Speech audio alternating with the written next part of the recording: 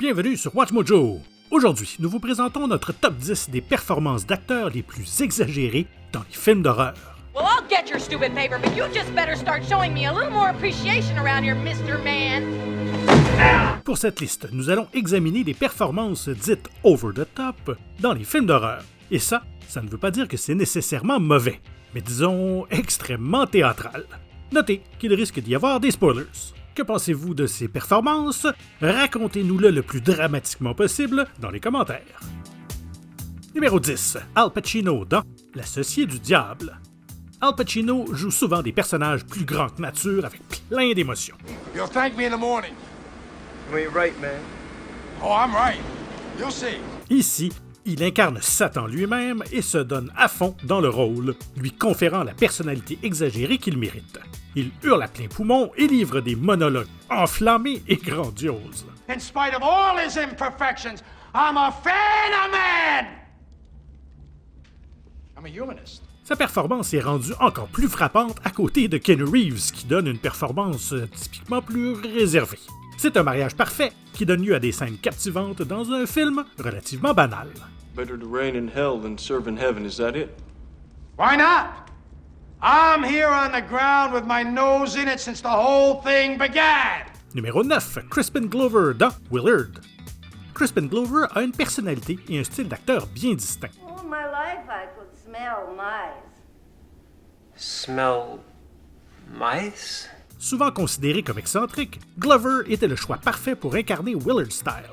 Le personnage est plus qu'étrange et finit par devenir maléfique lorsqu'il commence à contrôler une colonie de rats mangeurs de chair.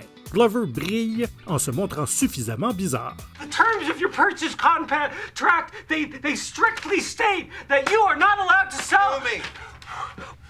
Get you a goddamn lawyer and sue me, you. Cela dit, le film frise souvent la parodie. Willard est le prototype du paria, tant par son apparence que par sa personnalité, et Glover exploite le tout à fond. C'est un plaisir de le regarder. Sit down. Now you listen to me, Willard. Sit down! Au numéro 8, Piper Laurie dans Carrie au bal du diable.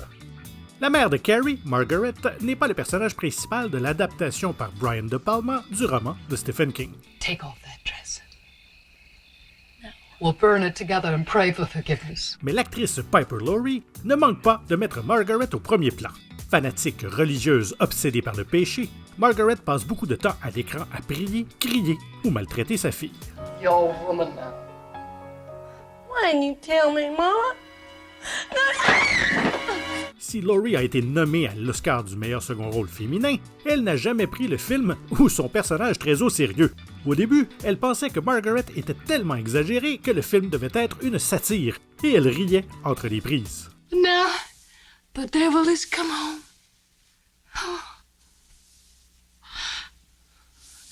We'll pray. Numéro 7. Jeff Goldblum dans La Mouche. Ce film de David Cronenberg est un chef-d'œuvre d'horreur corporelle qui suit un scientifique qui se transforme lentement en un insecte humanoïde. Does this look sick? Does this look like a sick man to you?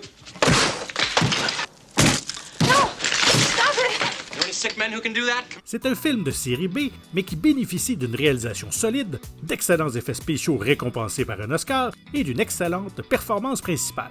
We come together there. You, me, and the baby. Jeff Goldblum se lance à corps perdu dans des monologues sur la nature et la politique des insectes, à la manière de Frankenstein, en beuglant, en tapant sur les tables et en se donnant à fond. C'est à la fois loufoque et fascinant. Bref, du pur Goldblum. Have you ever heard of insect politics? Neither have I. Numéro 6. Matthew Lillard dans Scream. Faire jouer à Matthew Lillard un des méchants de Scream était une idée géniale. How do you gut someone? You take a knife and you slit him from groin to sternum. Personne ne soupçonnerait le personnage de Lillard, le loufoque Stu Maker, d'être un meurtrier. Il est sympathique, drôle et même un peu farfelu. Pourtant, à la fin, Il est révélé qu'il était le complice de son ami Billy pendant tout ce temps. You're crazy, both of you. Actually, you prefer the term psychotic. Même pendant la révélation choquante et l'apogée sanglante, il est difficile de le prendre au sérieux. Lillard s'amuse manifestement comme un petit fou, prend des voix ridicules, fait des blagues et s'amuse avec Sidney comme un chaton avec une souris. Il donne l'impression d'être véritablement déséquilibré, et cela fait plaisir à voir. It's a fun game, Sidney. See, we ask you a question, and if you get it wrong, booga! You die. Notre numéro 5, Nicolas Cage dans The Wicker Man. Nicolas Cage est synonyme de performance exagérée. I'm only interested in the law, sister. And I need to remind you, you are still within reach of the powers of a normal society. Et ça fonctionne bien lorsqu'on l'associe au bon personnage. Mais Edward Malus, dans le remake de 2006 de The Wicker Man, n'était pas un de ses personnages, même si Cage s'investit à 100% dans son rôle. How did you burn? How did you burn? I don't know! Le résultat est un personnage de série B dans un film d'horreur qui essaye de se prendre au sérieux, et le contraste ne rend service à personne. Les scènes les plus extravagantes de Cage sont devenues des mèmes connus, et pour une bonne raison, elles sont tout à fait hilarantes.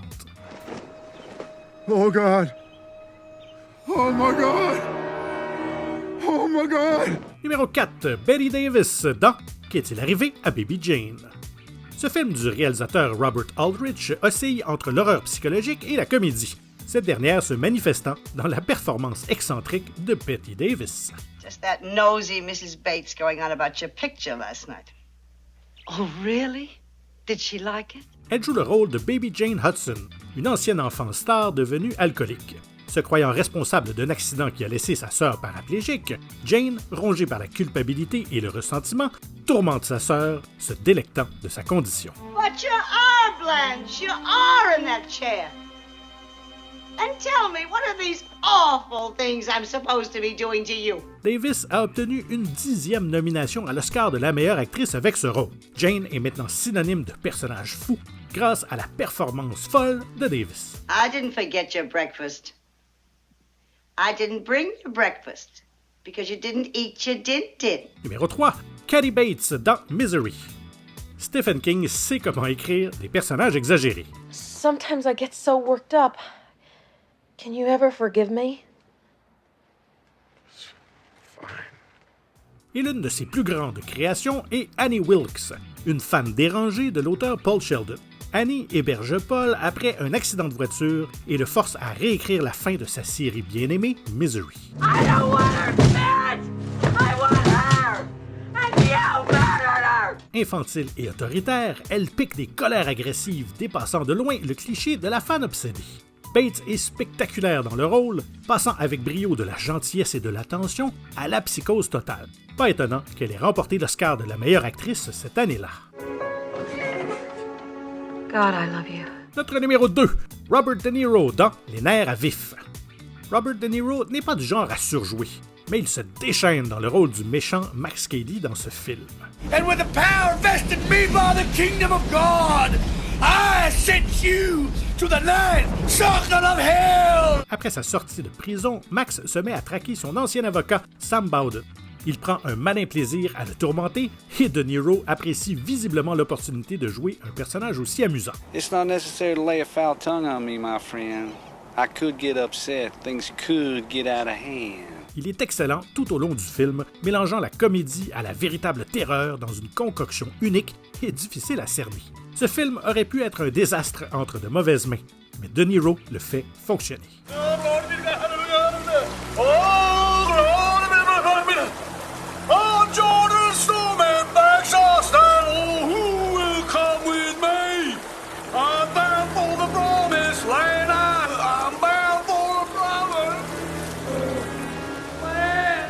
Vous savez tous ce que je vais maintenant vous demander, c'est-à-dire de vous abonner, de cliquer sur la cloche et de cliquer sur le petit coup de pouce vers le haut si vous avez apprécié la vidéo.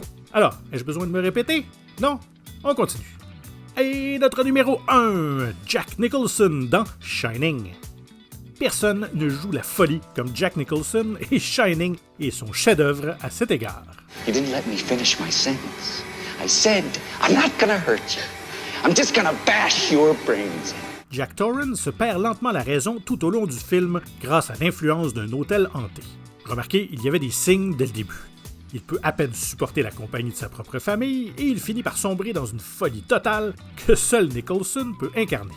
Then I'll huff, and I'll puff, and I'll blow your house in.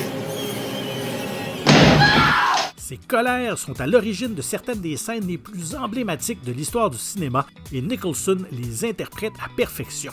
C'est sans aucun doute exagéré, mais ça ne pourrait pas être autrement. Do you feel bad?